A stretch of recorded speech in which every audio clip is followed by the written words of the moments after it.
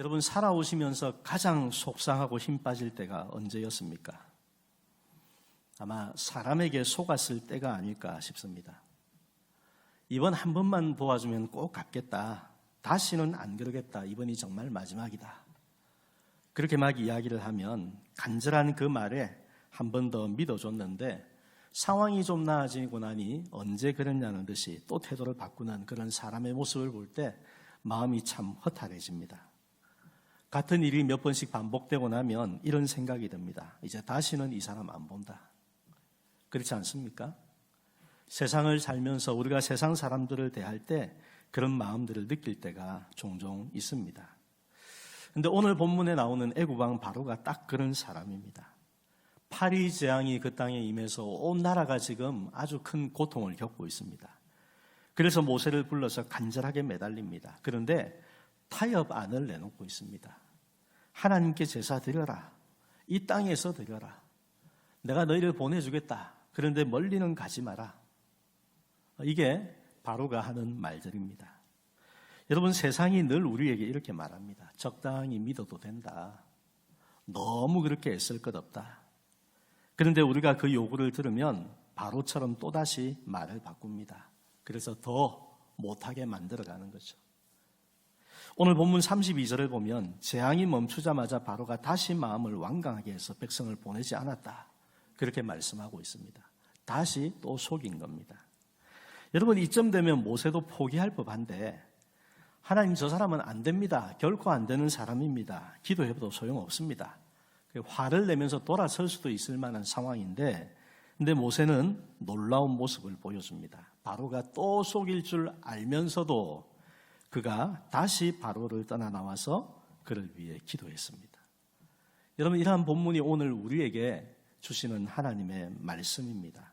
세상은 우리를 속이고 환경은 우리를 지치게 만들지만 모세는 그럼에도 불구하고 그가 해야 할 사명을 끝까지 감당했습니다. 여러분, 이 말씀을 통해서 오늘 저와 여러분을 붙잡는 세상의 유혹이 무엇인가 함께 살펴보겠습니다. 그리고 쉽게 변하지 않는 그 세상을 향해 우리가 끝까지 지켜야 할 사명이 무엇인가 함께 살펴보겠습니다.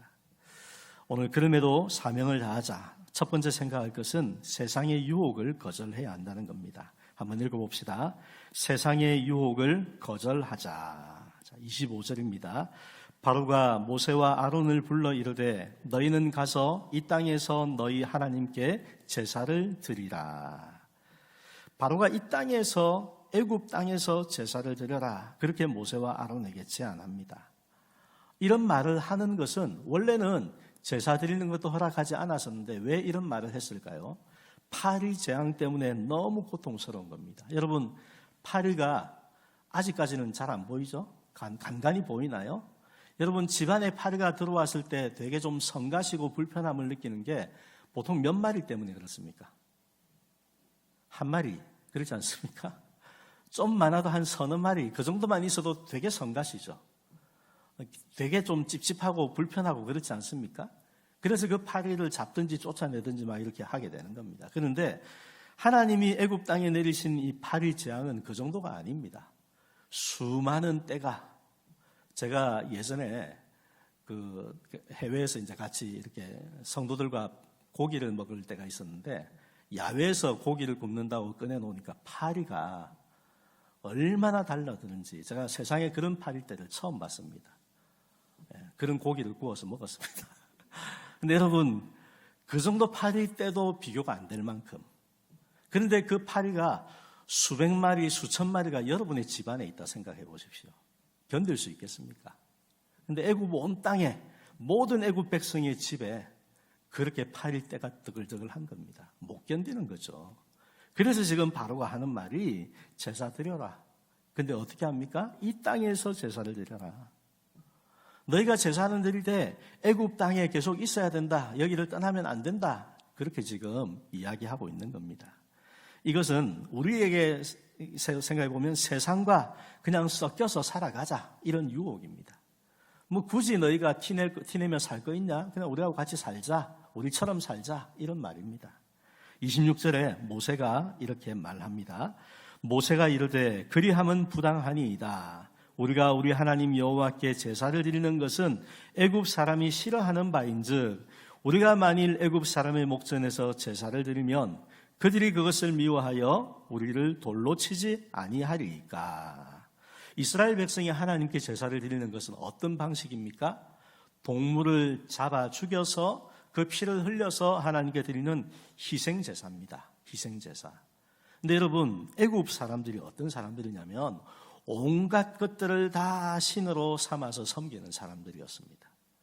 그것을 형상으로 만들어서 그 앞에 절하고 기도하는 사람들이었죠.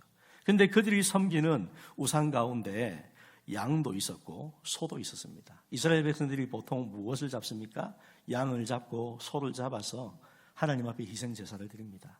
모세의 말과 같습니다. 만약에 우리가 이 땅의 백성들이 우상으로, 그들은 신이죠, 우상이 아니에요. 그들은 신으로 섬기는 그 양과 소를 우리가 잡아서 죽여서 제사 드리는 것을 보면 그들이 우리를 가만히 두겠습니까? 돌을 던지지 않겠습니까? 그렇게 말하는 겁니다. 합당한 이유입니다. 정말로 그렇게 될 만한 것을 지금 모세가 이야기하고 있습니다. 그런데 사실은 이것보다 더 중요한 게 있습니다. 27절을 같이 한번 보겠습니다. 우리가 사흘길쯤 광야로 들어가서 우리 하나님 여호와께 제사를 드리되 우리에게 명령하시는 대로 하려 하나이다. 모세의 대답 속에는 바로가 지금 이야기하는 것을 받아들이려는, 적당히 받아들이려는 그런 마음이 전혀 없습니다. 모세의 마음은 오직 하나입니다. 무엇입니까? 우리가 하나님이 명하시는 대로 하겠다, 이겁니다. 여러분, 이것이 성도에게 필요한 마음입니다. 세상은 우리에게 뭐 굳이 그렇게 다르게 하려고 하냐? 그냥 우리하고 똑같이 살자. 우리처럼 지내면 안 되냐? 뭐 세상이나 너희나 뭐 우리 입장에서도 세상도 다 저렇게 사는데 우리도 그렇게 살면 뭐 어때? 그렇게 생각하는 일들 안 된다는 겁니다. 그렇게 하면 안 된다. 그것을 모세를 통해 우리에게 보여주고 있습니다. 여러분, 성도는 세상 속에 살아갑니다. 하지만 세상에 속한 사람은 아닙니다. 세상이 살아가는 그런 어떤 사고방식, 그들이 행하는 어떤 습관들, 그것과 똑같이 그렇게 살아서는 안 됩니다. 만약에 그렇게 산다면 성도는 아무 힘이 없는 존재가 됩니다. 구약 성경의 사사 중에 삼손이라는 사람 여러분 아시죠? 삼손은 힘이 센 걸로 아주 이렇게 특별한 하나님의 능력이 나타났던 사람입니다. 그런 그가 언제 힘을 잃어버렸습니까? 세상 여인의 유혹에 빠져서 거기에 넘어갔을 때. 그래서 자기의 어떤 하나님에 대한 그 순결함을 다 그냥 털어내고 머리를 다 밀어버렸을 때. 그때 힘도 사라지고 말았습니다. 하나님의 백성으로서 거룩함을 잃어버렸을 때 그에게서 힘이 떠나간 겁니다. 마찬가지입니다. 우리가 성도의 구별됨을 가지고 살아갈 때 우리의 말에 힘이 있고 우리의 마음에 힘이 있고 삶에 힘이 있는 것이지, 성도의 거룩함을 잃어버리고 세상의 유혹에 빠져서 세상과 같은 그런 어떤 마음과 생각과 모습을 가지고 살아간다면 우리에게는 아무런 힘이 없는 겁니다. 하나님께서 이와 같은 구별됨을 지켜야 된다 분명히 말씀하셨는데, 베드로전서 1장 16절을 보겠습니다. 기록되었으되 내가 거룩하니 너희도 거룩할지어다 하셨느니라. 하나님의 백성입니다. 성도는, 그죠? 하나님이 거룩하시니 하나님의 백성도 하나님과 닮은 그런 백성이어야 된다는 겁니다. 거룩하신 하나님처럼 거룩한 백성으로 살아갈 때 그가 하나님의 백성이라는 거죠. 구약 성경에 나오는 다니엘이라는 인물이 있습니다. 다니엘은 바벨론의 포로가 되어 잡혀갔던 소년이었습니다. 그 바벨론은 그 당시에 엄청나게 큰 제국이었습니다. 그런데 그 제국에 살면서도 그는 왕이 주는 제사 드린 음식을 거절하면서 자기를 더럽히지 않겠다 결단하고 자신을 지켰습니다. 그리고 나중에 어떻게 됩니까? 하나님이 그로 하여금 더욱 지혜롭게 하시고 이 왕의 눈에 들게 하여 주셔서 중요한 일을 맡은 그런 어떤 왕의 신하가 되게 하셨죠. 하지만 그의 직책이 높아져도 그는 여전히 하나님 백성의 거룩함을 지키며 기도하는 백성의 삶을 살았습니다. 세상 속에 살면서도 세상에 물들지 않는 성도의 거룩한 모범을 보여주고 있는 겁니다. 사랑하는 여러분, 오늘 우리는 세상 속에 살아갑니다. 하지만 성도는 그 세상 속에 살면서도 거룩하게 구별되게 살도록 부름받은 사람들입니다. 그냥 우리처럼 살자 그렇게 말하는 세상의 유혹에 넘어가지 마십시오. 세상 사람들 다 거짓말하고 다른 사람들한테 사기도 치고 저래 사는데 나도 조금 하면 어때? 절대로 안 됩니다. 하나님 백성은 하나님 백성의 구별됨을 가지고 살아가야 합니다. 그때에 하나님 백성에게 주시는 힘이 하나님의 역사가 우리의 삶을 통해 나타날 수가 있습니다. 세상의 유혹을 여러분 단호하게 거절하시고 하나님 말씀에 온전히 순종하며 하나님을 높이는 성도로 항상 살아가시기를 간절히 축원합니다.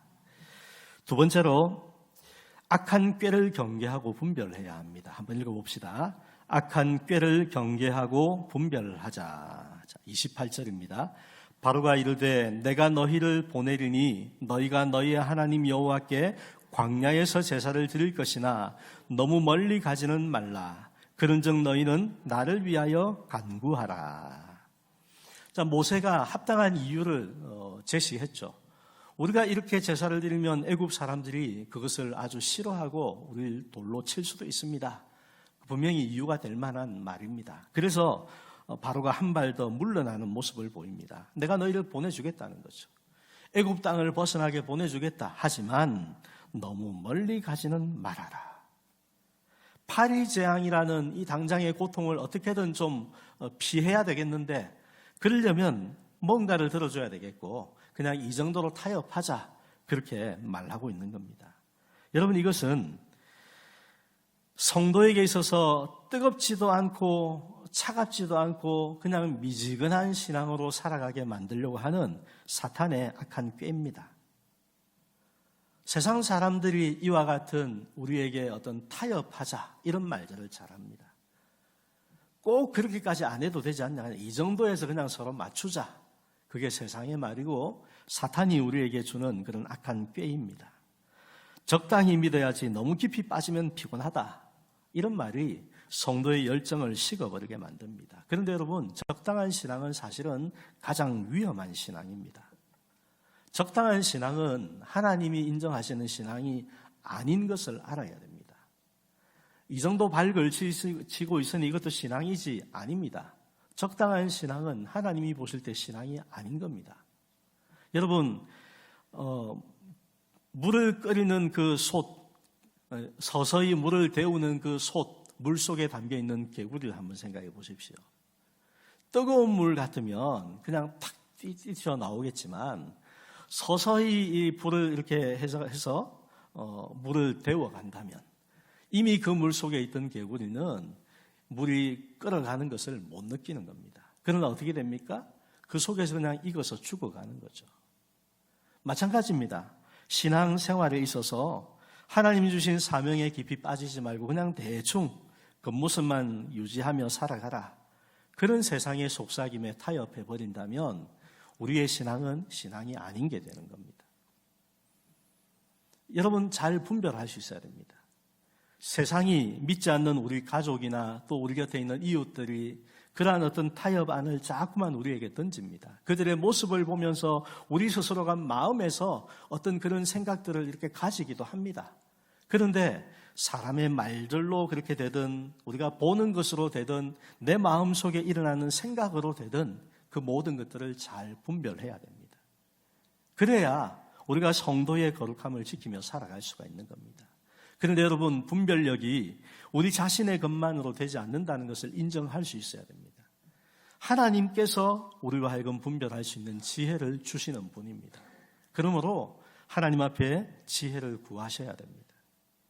하나님 이 세상을 살아가는 동안 나의 마음 가운데에 세상의 꾀에 빠지지 않도록 잘 분별하도록 나를 지켜주십시오. 기도하시고 분별할 수 있는 지혜를 달라고 기도하십시오.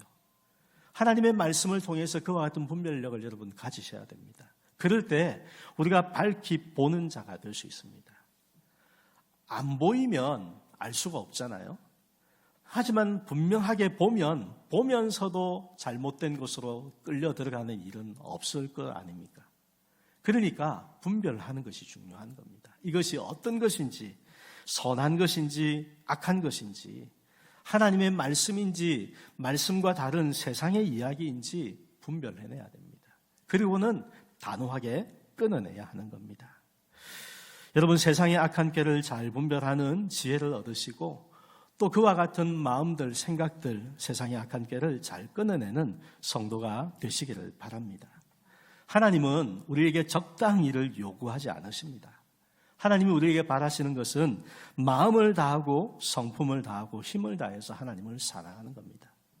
하나님은 우리의 일부를 원하시는 것이 아니고 우리의 전부를 원하시는 겁니다. 여러분, 그것이 신앙입니다. 그게 아니면 우리는 제대로 된 신앙을 갖지 못한 사람입니다. 어중간한 순종이 아닙니다. 온전한 순종으로 나가는 결단을 가져야 됩니다. 예배가 무엇이라고 했습니까? 말씀이 무엇이라고 했습니까? 하나님이 우리에게 주시는 기회라고 했습니다. 이 예배를 한번 드릴 때마다 우리의 마음 가운데 하나님 앞에서 내가 하나님을 믿기로 결단하는 것이 필요하고, 말씀을 들을 때마다 그 말씀 앞에서 우리의 마음을 결단하는 것이 필요합니다. 그리해서 우리가 정말로 하나님을 믿는 백성으로 살아가는 삶을 우리의 남은 평생에 계속해 가는 것이 온전한 신앙의 모습이 되는 겁니다. 성경 속에 그러한 사람의 모습을 볼 수 있는데 여호수아 14장 12절 말씀을 한번 같이 읽어보겠습니다. 그날에 여호와께서 말씀하신 이 산지를 지금 내게 주소서. 당신도 그날에 들으셨거니와 그곳에는 아낙 사람이 있고 그 성읍들은 크고 견고할지라도 여호와께서 나와 함께 하시면 내가 여호와께서 말씀하신 대로 그들을 쫓아내리다 하니. 이 갈렙의 말입니다. 여러분, 여호수아와 갈렙이 왜 유명합니까? 이스라엘 백성들이 가나안 땅에 들어가기 전에 12명의 정탐꾼을 보냈는데 10명의 정탐꾼은 그 땅에 사는 사람들의 거대함을 보고 우리는 저기에 결코 들어갈 수 없다. 우리는 마치 그 앞에서 메뚜기처럼 정말로 힘없는 존재고 절대로 그 땅을 차지할 수 없다. 이런 말들을 할 때 여호수아와 갈렙은 하나님을 믿고 순종하면 하나님께서 그 땅을 우리에게 주실 것이다. 담대하게 믿음으로 선포했던 사람들입니다. 젊은 시절에 그가 그러했었고 지금 이때는 나이가 많아졌을 때인데 그 나이가 많은 가운데도 여전히 하나님 앞에 믿음으로 고백하고 하나님을 바라보는 그런 마음을 고백하고 있습니다. 사랑하는 성도 여러분, 이것이 하나님이 우리에게 원하시는 겁니다. 적당히 안주하고 사는 그것을 하나님이 원하시지 않습니다. 우리의 나이도 우리의 건강도 우리의 상황도 여러 가지 이런저런 일들이 많으니 이제는 할 수 없는 그런 상황이다. 그런 마음들이 우리 안에 일어날 수 있는데 어떻게 하라는 겁니까? 분별해낼 수 있어야 됩니다. 이것이 하나님의 말씀이 아니구나. 세상이 우리에게 타협하게끔 사탄이 우리에게 악한 꾀로 우리의 마음을 지금 그렇게 끌어당기고 있는 거구나. 내 마음 속에서 일어나는 것도 여러분 잘 분별해야 됩니다. 성경 말씀 가운데 뭐라고 해서 만물 가운데에 가장 부패한 것이 사람의 마음 아닙니까? 만물보다 더 부패한 것이 사람의 마음인데 내 마음을 어떻게 믿고 따르겠습니까? 여러분 마음도 잘 분별해야 됩니다. 살아가다 보면 그와 같은 순간들을 느낄 때가 있을 겁니다. 그런데 그때만 해당되는 것이 아니고 항상 그리할 수 있어야 됩니다. 그러기 위해서 하나님 앞에 구하시고 주시는 지혜로 우리의 마음과 우리의 삶의 모든 상황과 세상의 말들을 여러분 잘 분별하시고 하나님이 주시는 지혜로 악한 꾀를 끊어내고 온전한 순종의 삶을 살아가는 하나님 백성이 되시기를 간절히 축원합니다. 세 번째로 그럼에도 다시 기회를 주는 삶이 되어야 합니다. 한번 읽어봅시다. 그럼에도 다시 기회를 주자. 자, 29절입니다. 모세가 이르되 내가 왕을 떠나가서 여호와께 간구하리니 내일이면 8일 때가 바로와 바로의 신하와 바로의 백성을 떠나려니와 바로는 이 백성을 보내어 여호와께 제사를 드리는 일에 다시 거짓을 행하지 마소서 하고. 여러분, 모세가 지금 바로가 하는 말을 듣고 있으면서 바로가 또다시 속일 것을 알았을까요? 몰랐을까요? 지금 이 파리 재앙이 네 번째 재앙입니다. 피, 개구리, 이 세 번의 재앙이 있었는데 그때마다 바로는 마치 들어줄 것처럼 이야기했다가 또 속였습니다. 세 번을 속인 겁니다. 여러분 한번 생각해 보십시오. 누가 나한테 세 번을 거짓말을 했다. 그 사람 믿음이 갑니까? 믿음이 가겠습니까? 안 가겠죠. 내가 저 인간 다시 보면 사람이 아니다. 그런 마음이 들 수 있죠. 스스로 그런 다짐을 할지 모릅니다. 다시는 들어주지 말아야지 이럴지 모릅니다. 모세는 이미 알았습니다. 하지만 모세는 알면서도 성 밖으로 나가서 여호와께 기도합니다. 그리고 하나님이 그의 기도에 응답하셔서 애굽 땅의 8일 때를 제거하시는 바로를 위한 또 한 번의 기회를 주십니다. 그런데 다시 기회를 얻은 바로의 모습을 32절에서 볼 수 있습니다. 한번 읽어봅시다. 그러나 바로가 이때에도 그의 마음을 완강하게 하여 그 백성을 보내지 아니하였더라. 문제가 해결되고 나니 또 똑같은 겁니다. 이번에는 꼭 해줄 것처럼 얘기했는데 그런데 또 똑같더라. 이것이 여러분 세상을 살면서 우리가 많이 경험하는 일입니다. 세상은 바로처럼 우리를 속이고 완강하게 거부하고 때로는 부당하게 불의하게 우리를 대하기도 합니다. 하지만 성도는 어떠해야 되냐? 모세의 모습을 봐야 됩니다. 저 사람은 안 돼 하고 낙인을 찍고 포기하는 것이 아니라 그럼에도 불구하고 그를 위해서 기도하며 다시 복음을 믿을 수 있는 기회를 주는 사람이 성도입니다. 여러분, 세상의 완악함을 만날 때 우리가 정죄하고 끊어버릴 것이 아니고 더 간절히 기도해야 될 이유가 되어야 합니다.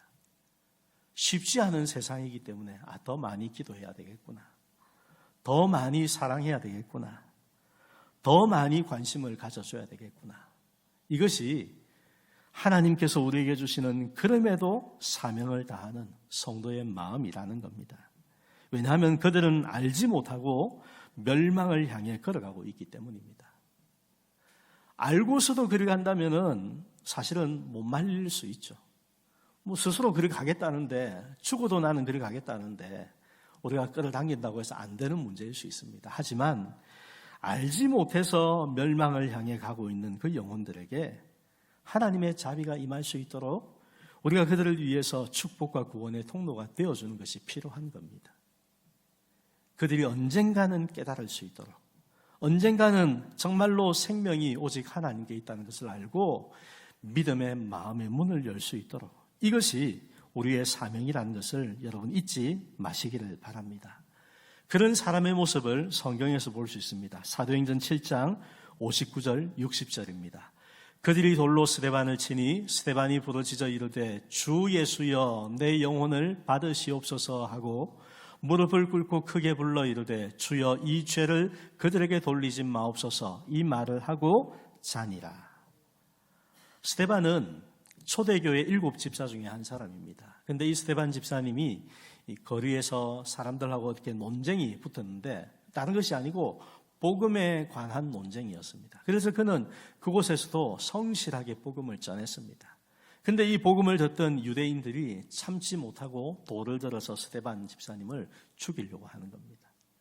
그런데 그가 죽어가는 가운데에서 어떻게 기도합니까? 주여 이 죄를 그들에게 돌리지 마옵소서. 가장 완악한 바로와 같은 그 사람들을 향해서 이 죄를 그들에게 돌리지 마옵소서, 그들을 위해서 기도했습니다. 스데반이 죽던 그 자리에 누가 있었냐면 바울이 있었습니다. 여러분, 사도 바울 잘 아시죠?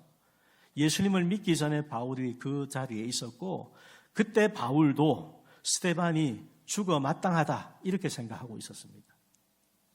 여러분, 그런 바울이 어떻게 이방인을 위한 사도로 변화가 될 수 있겠습니까?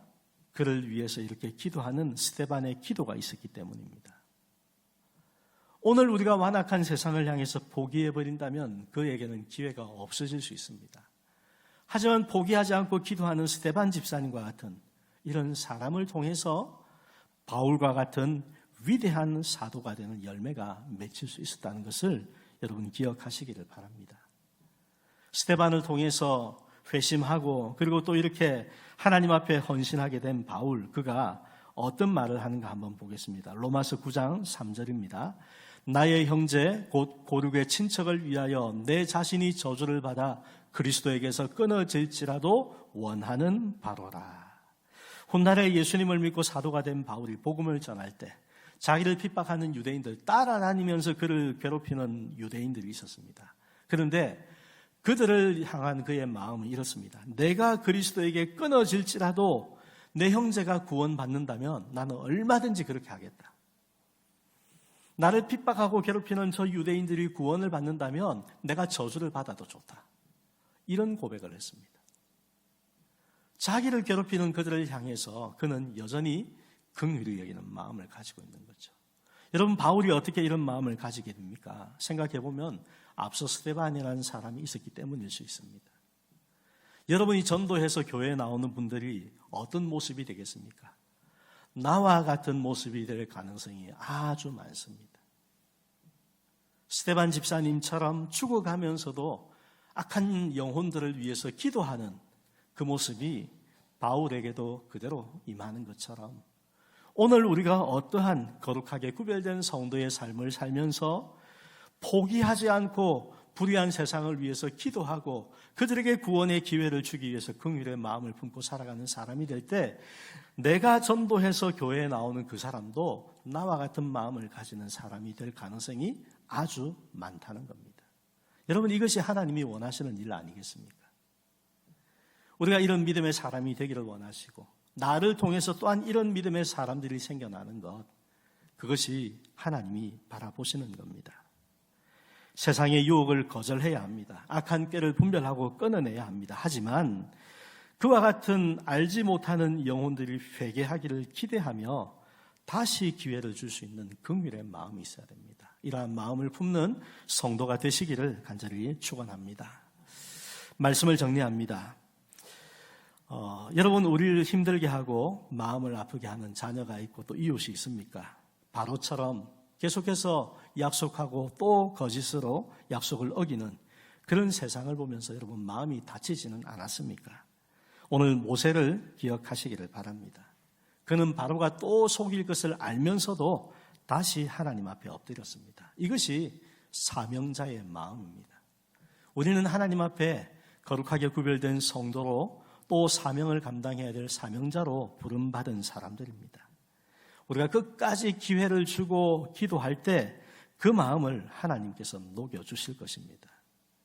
우리가 누군가의 인생의 재앙을 멈추고 생명의 길을 여는 그런 기회가 될 수 있도록 여러분 계속해서 기도하고 섬겨주시기를 바랍니다.